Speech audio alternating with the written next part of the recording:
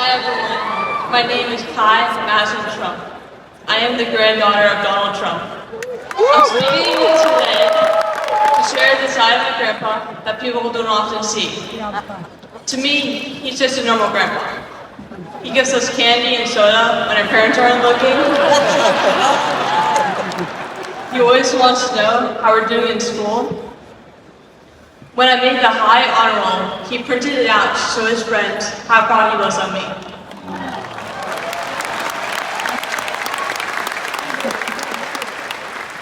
He calls me during the middle of the school day to ask how my golf game is going and tells me all about his. But then I have to remind him that I'm in school and I'll have to call him back later. When we play golf together, if I'm not on his team, he'll try to get inside of my head. And he's always surprised that I don't let him get to me. But I have to remind him, I'm a Trump too.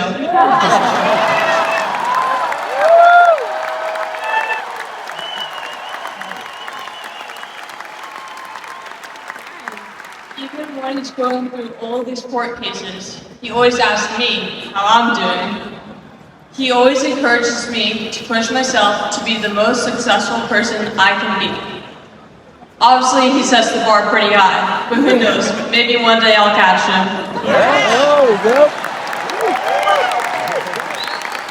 On Saturday, I was shocked when I heard that he has been shot, and I just wanted to know if he was okay.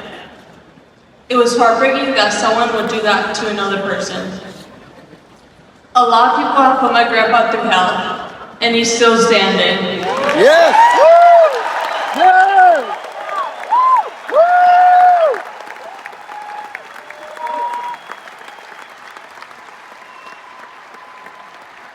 Grandpa, you are such an inspiration, and I love you. Yes.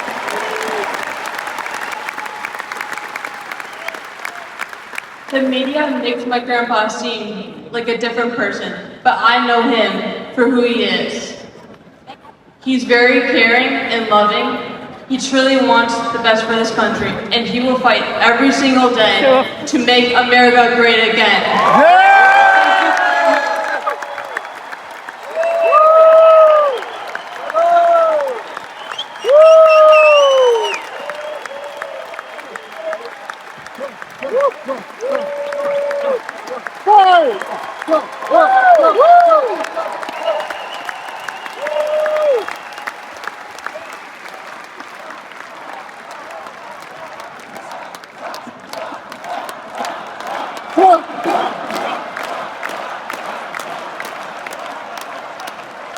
A lot of proud moments this week. The first time. I mean, this is what we call a large crowd for a speech. So incredible work, Kai. Now, back to business. Thank you, sir. Tonight we gather here in Milwaukee at one of the most crucial moments in American history. Just days ago, something that once seemed unimaginable became a terrifying reality. My father came under literal fire as an incredible patriotic rally turned into a tragedy. On a field in Butler, Pennsylvania, a brave firefighter died. Others were injured, and as those bullets rained down, we came millimeters away from one of the darkest moments in our nation's history. But we did lose an American hero that day. We wish that he were with us tonight, but his memory will live on forever in the hearts of his family, his community, and the nation that he loved. Yes.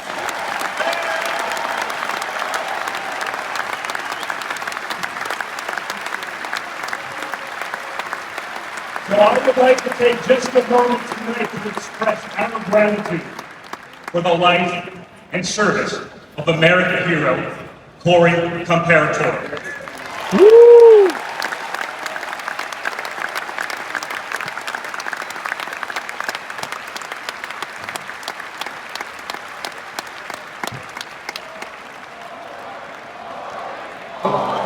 Corey! Corey! Corey! Corey! Corey! Corey!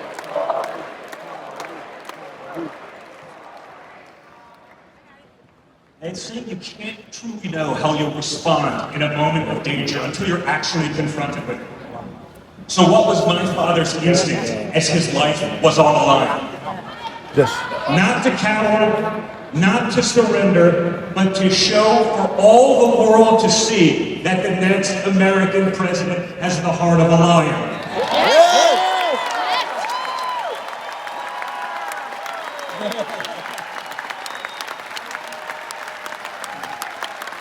That the next American president has the courage to put the American people first once again. Sir. And in that moment, my father didn't just show his character, he showed America's character.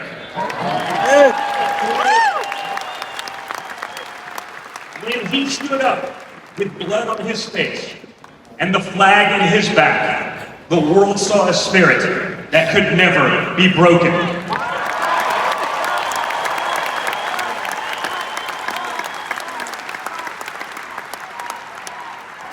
And that is the true spirit of America. America knows what it's like to be down. We know what it's like to be confused and to be afraid. Long before the attempt on my father's life, every American I met was filled with fear and anxiety. They were afraid our country was being torn apart.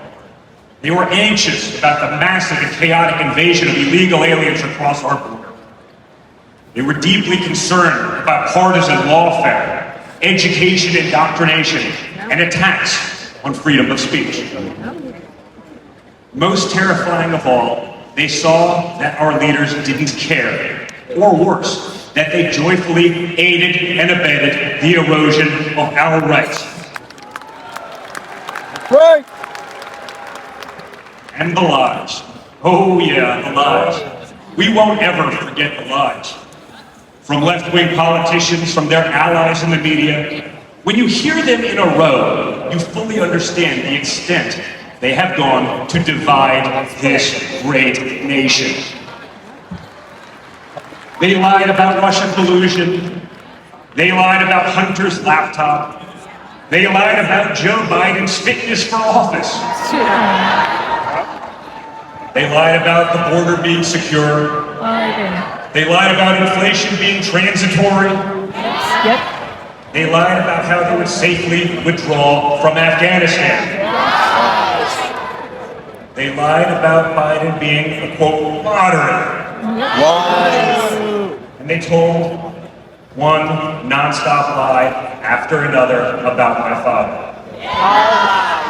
But they could only run away from reality for so long. All hell has broken loose in America, and it's impossible to hide anymore. Yes. Remember Build Back Better? Instead, we got broke, bumbling Biden. Nothing is built, nothing is back, and nothing is better.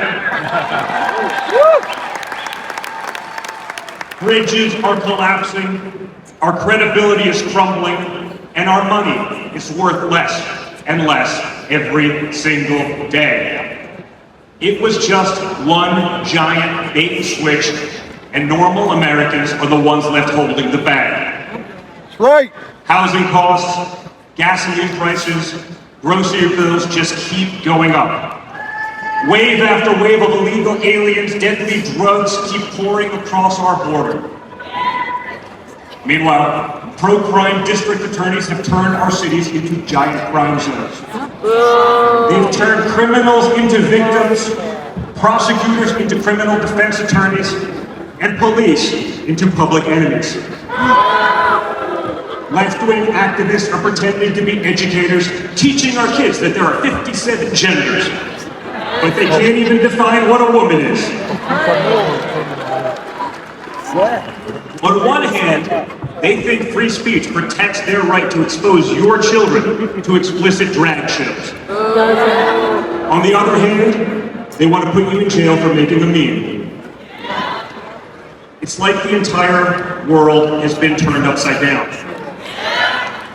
Does any of this sound like a country that's going in the right direction? No! And honestly, who is actually running the country anyway? Right. It's obviously not Joe Biden. Oh. So who are they asking us to elect? Obama. Who's running things? Obama. Obama. Does anyone really know? Is it Jill? No. Hunter?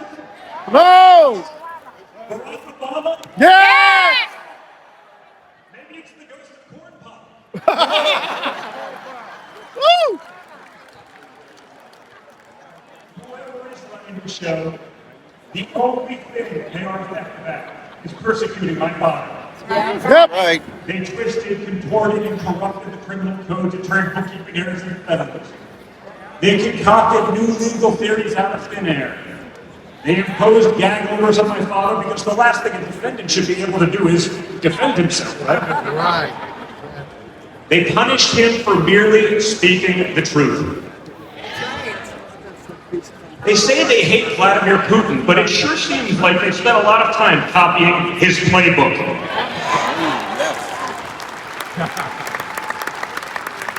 In this country, we don't criminalize political differences. We debate them. Right. We vote on them. Yep. But we don't make you choose between picking a party or picking a jail cell. Yeah.